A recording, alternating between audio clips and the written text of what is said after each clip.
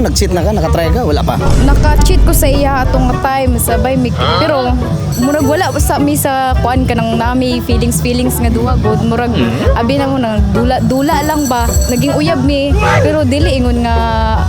kami jud tong nag-uban na mi kanang wala pa mi nagdibin pero nag-cheat ko ato ka isa lang pud kabalo siya mo tay ang ginaingon nga ani nagkita na daw mi pero sa tinuod lang katrabaho ko ato sige siya adto dito katong lalaki pero kami na ato pero wala pud mi ingon nga nag-date na mi ato katong gichitan nako nang istorya lang gud ka pling-pling lang mao lang na ang maano lang nako sa iya kanang unta nang magtinarong na siya tapos kabalo na pud siya mag ano ba kanang makontento unya kanang kung sa lang halimbawa wala sa kuha iingon lang nila iprangka lang niya sa kuha dapat kanang loyal pud siya kay ako biskan dili ingon nga galaag-laag ko tapos na ako yung arang makipag-cheat god na mag date wala pud kay syempre mahuna-hunaan gud ako nga murag sakit pud og sa buhaton niya sa kuha ana